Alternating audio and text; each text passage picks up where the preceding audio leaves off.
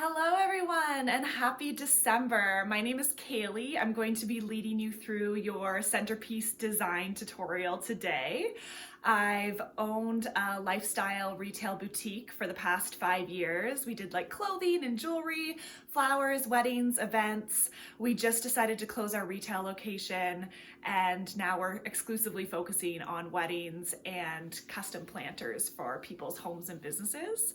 So I've been training as a florist basically for the last 5 years, and I'm also new to the Conestoga College visual merchandising faculty this year. I'm teaching the principles of retail, and that's been a very exciting opportunity for me.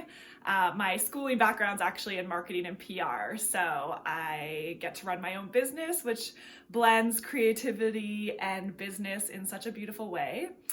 I love the idea of centerpiece designs, and I hope whether you're following along today or whether you do this at home later, that you have a lot of fun with it. Grab your favorite holiday drink, throw on some Christmas music, set the tone, and have fun. Maybe you're gonna do this by yourself. Maybe you're gonna grab one of your kids or your best friend or even your partner and have a good time with this.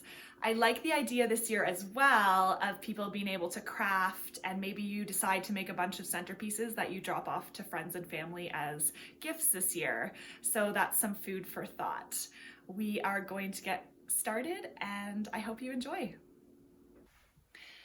So this is the final product of what you will be making today. Very fun and lush. Lots of seasonal colors that we're using. As a note, we are working with sappy product. So your cedar, your pine, when we're cutting it, it does leak sap onto your hands and onto the surface that you're working. So if you're concerned about that, please wear gloves if you have sensitive hands. And with the surface that you're working on, maybe you want to grab a cutting board or a piece of plastic or like a newspaper to work on top of so that you're not concerned about the mess. Okay, so tools that we are using today. I have my pruning shears. I've got a container that I've chosen. You could find a container that's just plain white, that's red. These are just ceramic containers. You can pick them up at the dollar store really easily. Maybe you have something around your house already. I'm also using Oasis, which is that green floral foam. You can find this at Michael's, the dollar store, or your local florist. And then some of the greenery that I suggested for you guys today included boxwood, pine, cedar, and I'm also going to be using a few additional accessories today just to give you guys more ideas. So I'm going to be incorporating more items as we go. So starting with your container and your floral foam. We actually want to cut down our foam so that it fits into our container.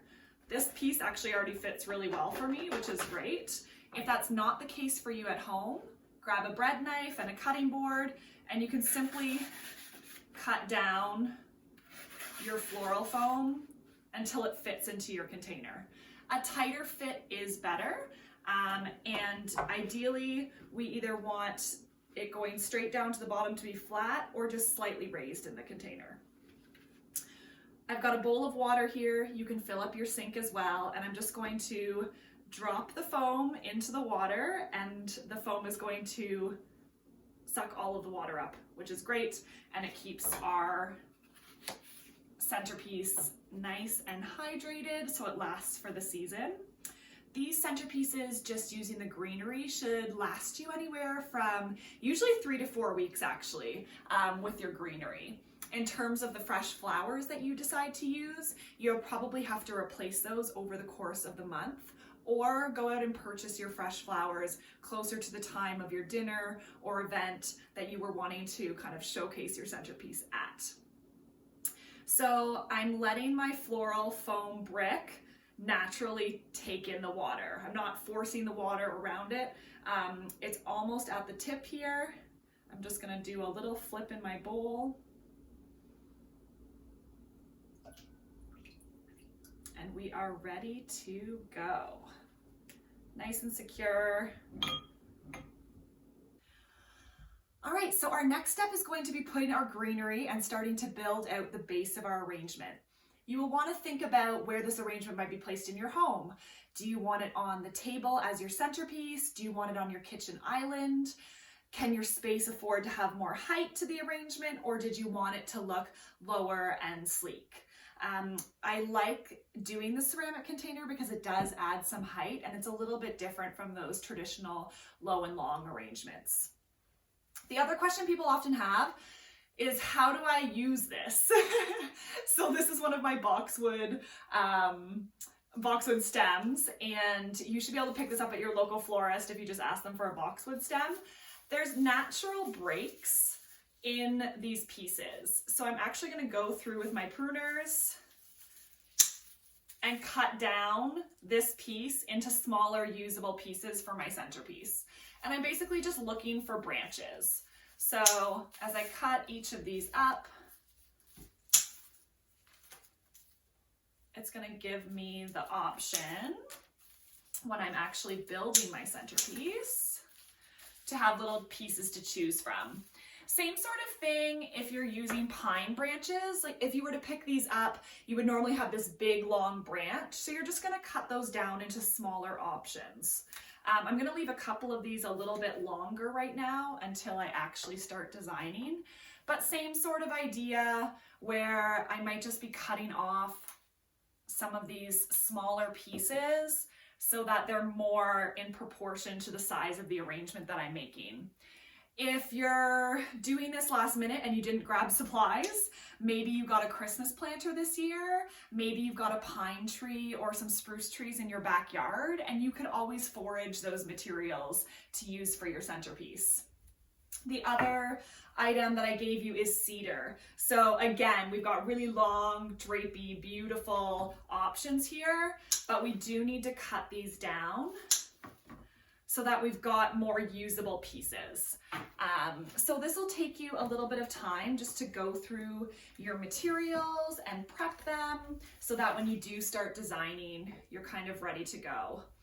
Cedar, I also find, comes in a variety of forms. This is a firmer stem, whereas I've got a really droopy BC cedar here as well. So it's nice if you can get both options. If you can't, that's okay, but you will sort of see a difference if you're out shopping. The other item that I do like to incorporate and that some of you might have close to home is silver fir or some sort of spruce. And it just adds really nice texture and elements to our arrangement. Okay, so another important step is where we're going to start. What materials do we start with?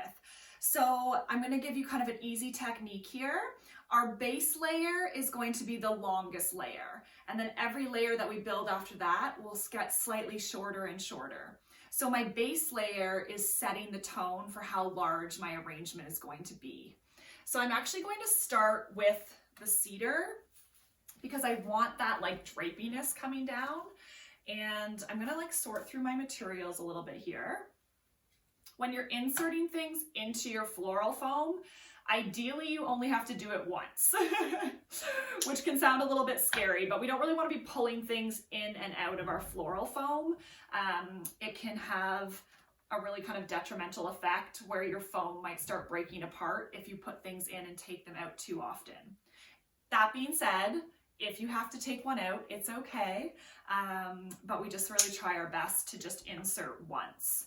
So I'm sort of working around my container here to start setting the tone for how big this arrangement's gonna be. And I kind of like the flow of this so far. And I can use little small pieces as well, and you want to insert them into the foam sort of at least a ½ inch to an inch if you can. And I'm going to create a nice base all the way around my arrangement.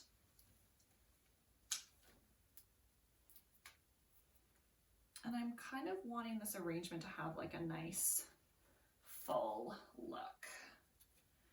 I'm also going to insert a piece of my cedar into the middle in a more upright formation because I'm using the material right now. So you can take two pieces of your cedar that maybe are a little firmer and have them start in the middle.